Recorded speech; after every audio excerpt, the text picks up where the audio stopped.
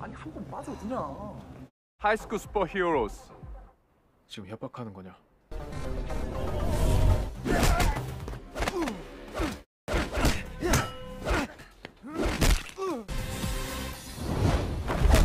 Halo Yorobun, annyeonghaseyo, gimana kabarnya? Hari ini kita akan melanjutkan kisah dari si murid cupu Kim Yoo-gyum yang akhirnya memburu para pembuli di sekolah.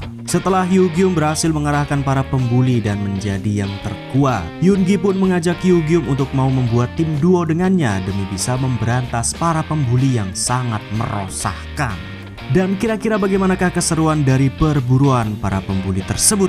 Mari langsung saja kita simak ke alur drakornya. Dan ini dia One High School Heroes Part 2.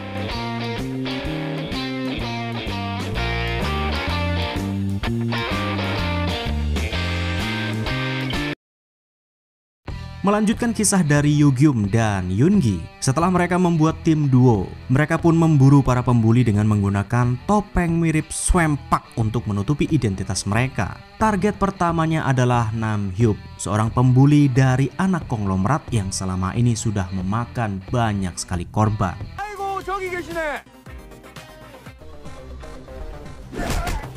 Yoo-gyum dan Yoon-gi pun langsung menghajar satu persatu dari para pembuli, memberi pelajaran kepada mereka. Yoon-gi melawan beberapa cecenguk sambil cengengesan dan menikmati pertarungan tersebut. Sementara itu, Yoo-gyum melawan si Nam-hyuk yang walaupun agak sedikit kesulitan, namun ia masih bisa mengimbanginya.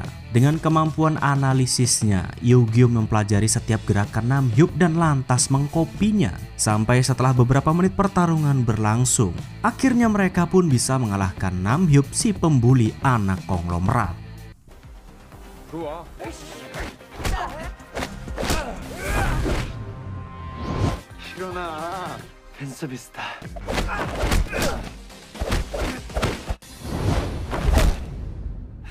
Dan begitu Nam-hyuk sudah tumbang, Yoon-gi yang masih cengengesan lantas meminta Nam-hyuk untuk meminta maaf kepada si korban pembuliannya. Sambil direkam oleh Yoo-gyum, Nam-hyuk yang sudah bonyok pun lantas meminta maaf kepadanya. Namun karena Yoon-gi tidak puas dengan permintaan maaf tersebut, dia malah menghasut si korban pembulian untuk mau membalas perbuatan Nam-hyuk dengan memukulnya sampai puas. Tentu saja ia pun termakan hasutan tersebut dan langsung menyepak wajah si Nam-hyuk. 용서할 수 있겠어? 미안하다.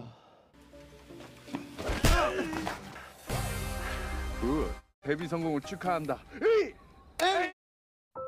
Setelah pertarungan itu, Yoon-gi yang sudah mengalahkan si Nam-hyuk pun pergi ke sebuah rumah sakit. Di sana ia menunjukkan video itu kepada adiknya yang kini sedang dirawat dan koma. Rupa-rupanya alasan Yoon-gi memburu para pembuli di sekolah adalah untuk membalaskan dendam karena mereka telah membuat adiknya ini sampai koma sekian lama. Itulah kenapa setelah ia melihat Yoo-gyum ternyata mempunyai bakat bertarung dan juga membenci para pembuli, Yoon-gi pun langsung mengajaknya untuk membuat tim duo demi bisa membalaskan dendam kepada orang-orang yang telah membuat adiknya koma. 내가 싹 다 무릎 꿇릴 거야.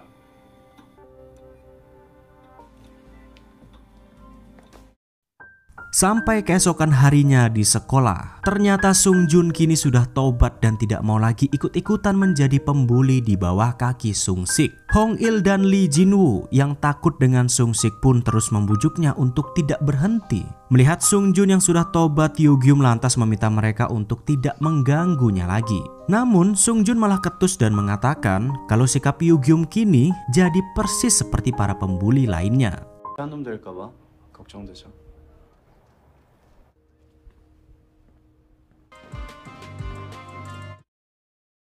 Dan di sisi lain ketika jam pelajaran akan dimulai, di kantor guru ada seorang murid pindahan baru yang nyentrik menggunakan topi sawah dan sedang dimarahi oleh Pak Kepsek. Ia diperingati untuk tidak membuat masalah atau ia tidak akan bisa sekolah lagi. Entah siapa murid baru ini, namun kedatangannya saja sudah membuat satu sekolah heboh. Apalagi ia malah langsung berurusan dengan Sung Sik karena tidak sengaja duduk di bangkunya. Dan di saat itulah pergelutan pun langsung dimulai, yang ternyata si murid baru ini rupa-rupanya jauh lebih hebat dari Sung Sik.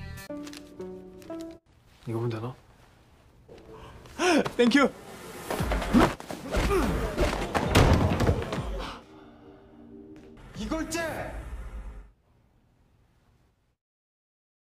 Dan karena ada murid pindahan baru yang sangat hebat, Sung-sik yang dipermalukan pun lantas mencoba mengadu domba antara Yu-gyum dengan si murid baru tersebut. Ia mengutus Hong-il untuk mengatakan kalau murid baru itu katanya menantang Yu-gyum selaku murid terkuat di sekolah saat ini. Tentu saja Yu-gyum yang mudah terpancing pun langsung menghampiri si murid baru dan mengajaknya berduel. Namun begitu sampai di atap, ternyata si murid baru ini dengan terang-terangan mengatakan dia tidak ingin berkelahi dengan siapapun. Sampai tidak lama kemudian, Yoongi yang sadar kalau ia terlalu kuat untuk menjadi lawan Yu-gyum langsung menghentikannya. Entah siapa si murid baru ini, namun ekspresi Yoongi sangat ketakutan karena mengetahui kalau si murid baru ini terlalu kuat untuk mereka. 싸울 상대가 아니야. 좀 내 말 들어. 난 싸울 생각이 없는데. Dikarenakan terlalu hebat, Yoongi yang mengenal si murid baru itu pun menceritakan siapa sebenarnya ia kepada Yu-gyum. Ternyata dia bernama Lee Gul-jae, seorang murid legend yang dikenal sebagai petarung terkuat. Ya, rupa-rupanya dia adalah petarung terkuat dari sekolah yang dikhususkan untuk para berandalan. Ceritanya di Korea atau di negara-negara lainnya, ada satu sekolah yang dikhususkan untuk membina para anak-anak nakal dari preman, mantan napi, dan berandalan lainnya. Di sekolah ini mereka dipaksa untuk bertarung setiap hari tanpa henti sampai ada di antara mereka yang menang. Dan sebagai pemenangnya, mereka akan diberikan hadiah untuk bisa pindah ke sekolah biasa dan menjalani hidup sebagai manusia normal pada umumnya. Dan karena saat ini Gul-jae sekarang ada di sekolah mereka, hal tersebut pun membuktikan bahwa dia adalah pemenang sekaligus petarung terkuat dari sekolahnya para berandal. 그렇게 모였어. 알고 있습니다. Namun di saat yang bersamaan, kemampuan bertarung Gul-jae pun terpaksa dibuktikan saat Sung-sik dan kawan-kawannya yang tidak terima kalah mencoba untuk mengeroyoknya. Gul-jae yang memang tidak ingin terlibat perkelahian lantas membawa mereka ke sebuah gang sempit agar tidak ada yang melihat. Di sana ia pun menunjukkan kemampuan gelutnya dan menghajar Sung-sik hanya dengan satu pukulan. Dan tidak disangka, ternyata Yoongi malah merekam pertarungan tersebut sebagai jaminan agar Gul-jae mau membantunya suatu hari nanti.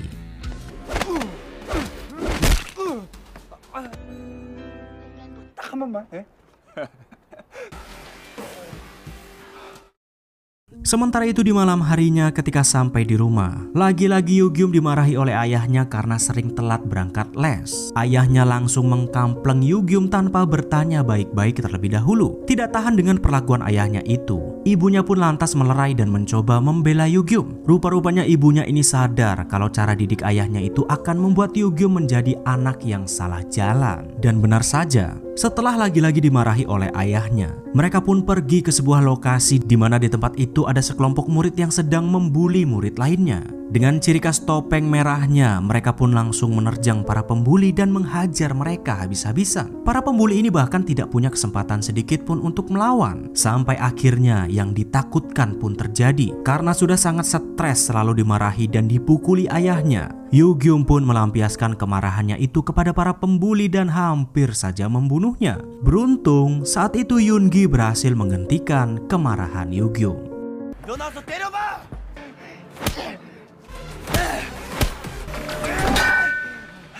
야, 김경.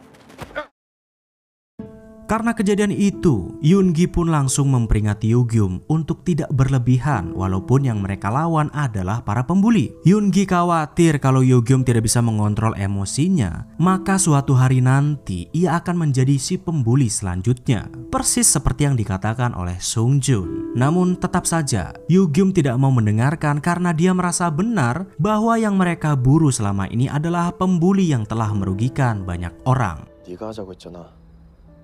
유치해 지는 거지. Sampai tidak lama kemudian ternyata hari yang sudah ditunggu-tunggu akhirnya tiba juga. Adik Yoongi tersadar dari komanya. Yoongi sangat senang bukan main karena setelah sekian lama akhirnya adiknya itu pun bisa sehat kembali. 왜 이렇게 오래 자는 거야?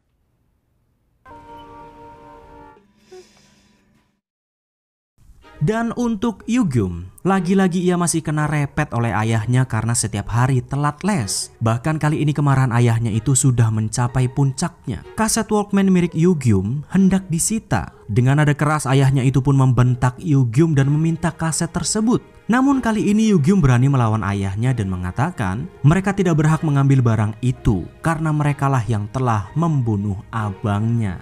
Yap, sontak saja ayah dan ibunya pun terkejut karena kini Yugyum berani melawan dan mengatakan dengan lantang kalau abangnya itu tewas karena mereka.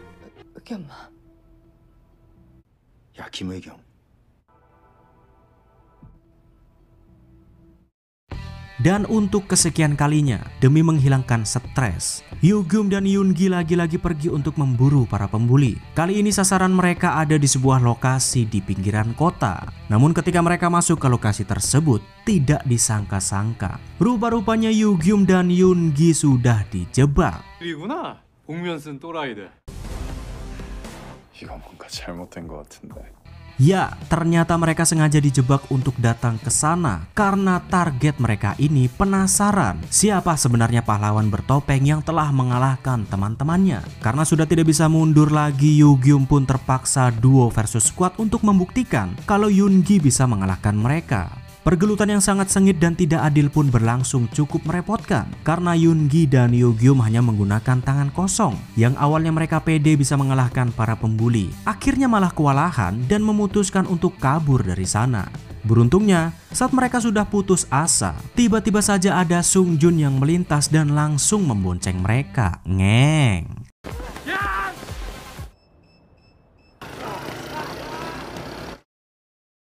Karena tidak ingin pulang dalam keadaan babak belur, Yugyum pun meminta tolong kepada Sung Jun agar ia diizinkan untuk menginap di tempatnya malam ini. Walaupun awalnya Sung Jun adalah musuhnya, namun karena sudah tobat, ia pun mengizinkan Yugyum untuk nginap di tempatnya. Di sana mereka berdua malah terlihat jadi sangat akrab, bisa bercanda tertawa bersama walaupun awalnya mereka adalah musuh. Yugyum juga terkejut saat mengetahui kalau Sung Jun memang seorang atlet tinju yang hebat. Sampai akhirnya karena terlalu asik ngobrol dan tidak ingin pulang, ia pun mengabaikan ayahnya yang pada malam itu sudah memanggilkan guru les khusus untuknya.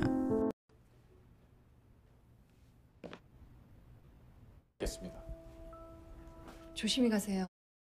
Dan keesokan harinya, para pembuli yang sudah dikalahkan termasuk Namhyuk ternyata pergi melaporkan kejadian itu kepada seseorang yang bernama Choi Kisu. Dia inilah orang yang telah membuat adik Yoongi sampai koma. Mereka datang ke sana karena ingin memintanya untuk membalas perbuatan Yugyum kepada mereka. Dengan ditunjukkan kalau Yoongi lah pelakunya, si Kiso ini pun mau membantu mereka walaupun Namhyuk harus mengeluarkan bayaran yang cukup tinggi untuknya. Ya, Namhyuk dan kawan-kawannya ini takut dengan Kiso dan ia selalu memberikan uang bulanan kepadanya dengan cuma-cuma. Namun kali ini uang tersebut tidak cuma-cuma karena Kiso akan memburu Yoongi dan Yugyum sampai ke sekolah mereka. 용돈 좀 많이 줘. Dan benar saja, keesokan harinya, si Kisu langsung pergi ke sekolah Hyunsong untuk memburu Yoongi dan Yugyum. Ia langsung datang dan berjumpa dengan Sung-sik selaku yang terkuat di kelas 3. Kisu yang tidak ingin berlama-lama lantas meminta mereka untuk membawa Yoongi. Namun karena harga diri Sung-sik terganggu, tanpa basa-basi, malah langsung menyerang Kisu. Dan disinilah kita pun mengetahui kalau si Kisu ini ternyata memang petarung yang sangat hebat.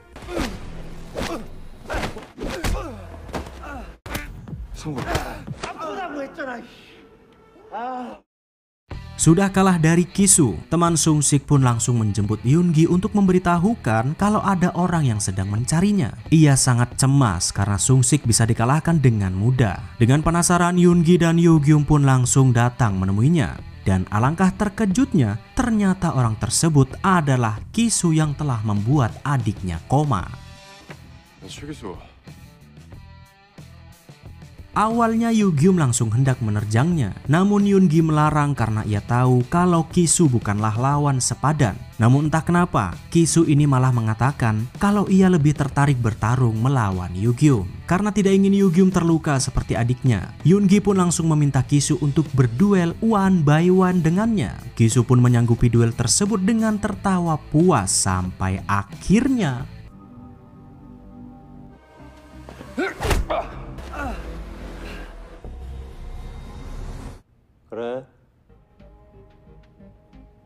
bersambung.